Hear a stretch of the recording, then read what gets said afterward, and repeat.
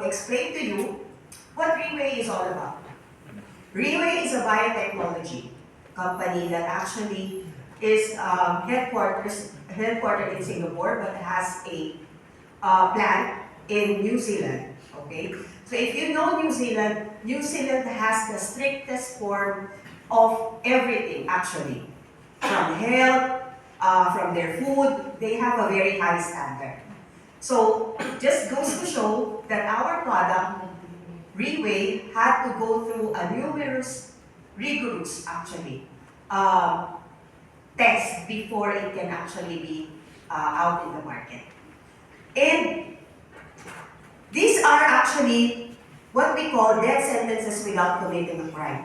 Who among you actually know a person who has high blood pressure? Okay. How about people who have diabetes? All right. So most of us actually knew someone or even us suffer from stroke, okay, diabetes, or any of these diseases. But unfortunately, meron pong not included here. And anybody can guess that. What's that? What is the number one killer disease today? COVID. What po? COVID? Stress. Stress! That is correct. Why? Because we are overwhelmed with what the society is dictating us. Social media has a lot of things to dictate to us. We are working how many hours? So I believe, di ba pag dumating kayo ng bahay, you're supposed to work only 8 hours. You will commute, even if you have a car, you will commute 2 to 3 hours. Traffic will also cause you stress. And what is your number one stress aggressor?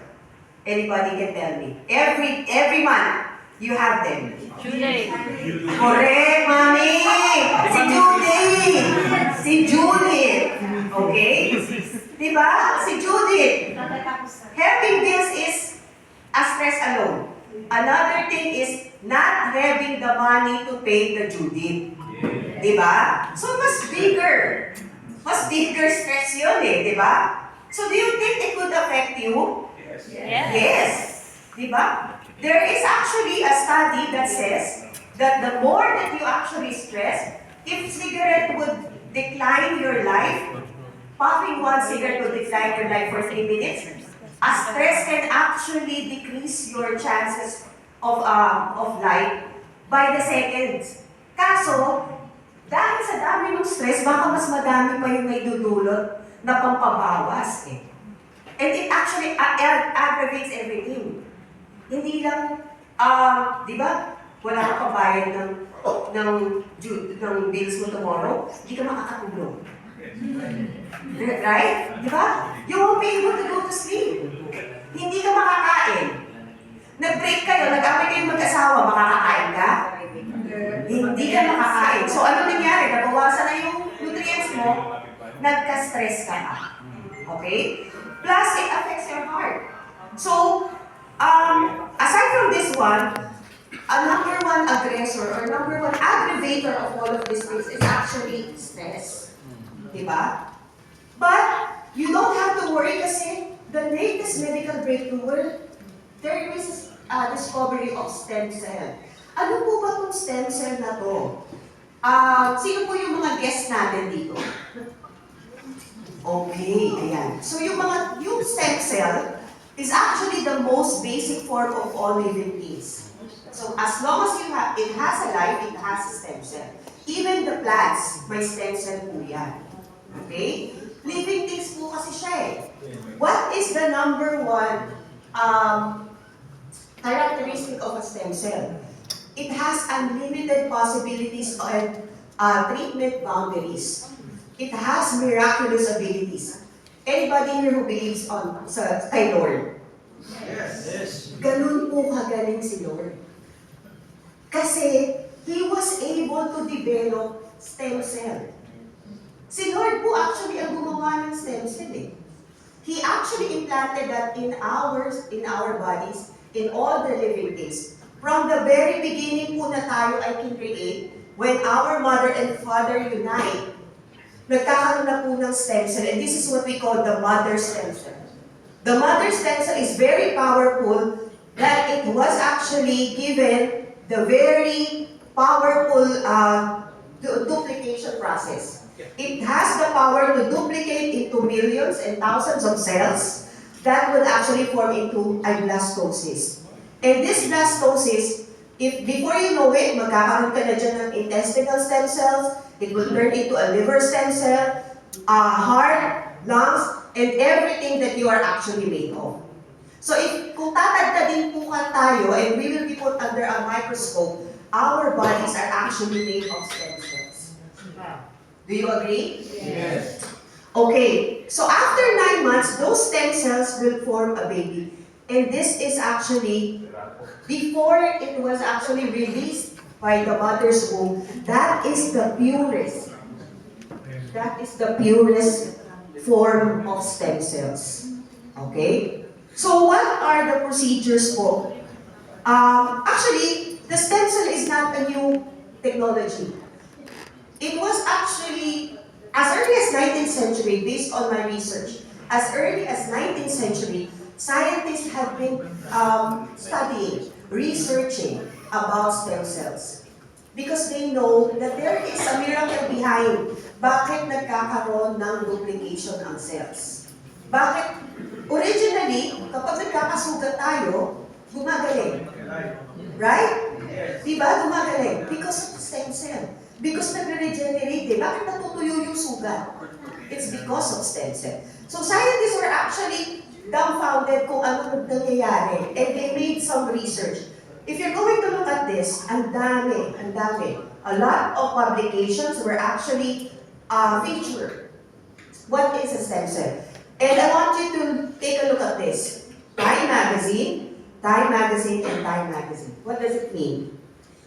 Time Magazine is one of the forefront in terms of publication in the entire world. And do you think somebody as famous as Time Magazine will feature stem cell 3 times? Actually, not just 3 times. May mga iba pa pong mga publications, mga issues ng Time Magazine that actually talks about stem cells. And, sino po nakakakilala kay Juan Ponce Enrile? Sino nakakakilala kay Gloria Macapagal-Arroyo? Okay. So nakita niyo na po yung mga memes. Di ba? Actually, based on what I've read, Juan Ponce Enrile is one of the first Filipino who actually believed in stem cell. He first got his shot from Geneva, Switzerland, back in the 90s pa po. So, imagine, he has to pay $20,000 for every shot.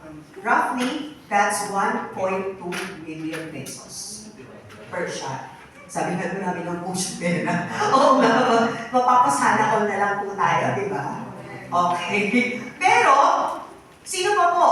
I bet yung mga medyo millennial, baka hindi nakilala si Juan Ponce Enrile at saka si Gloria Macapagal-Arroyo. Pero kilala si Corina Sanchez. Corina Sanchez got her stem cell shots from Singapore 3 weeks ago. Yes. Kaya maganda po siya. Tsaka yung muscles niya, if you're going to look at her muscles, di ba? Hindi po siya saging. Very firm yung katawan niya. And, hanapin niyo po sa Instagram post niya. Nilagay niya yun doon. Na meron siyang company that actually, she went through this company who inject her stem cell. But not all of us will be able to do that. Kasi 1.2 million is 1.2 million. Di ba po? So what do we do? What is the technology that we need? Okay? Marami pong mga ways on how we can actually get stem cells. One of this is placenta injection, yun nga po, which is too costly. Of course, we have stem cell transplant. Stem cell transplant can only be, hindi po siya masyadong sinasuggest because it's very expensive and painful. This procedure is only given dun sa mga tipong life and death situation. Like for example, if your left eye was damaged and you have to transfer, they have to undergo an immediate operation to transfer the cells of your left eye to your right eye.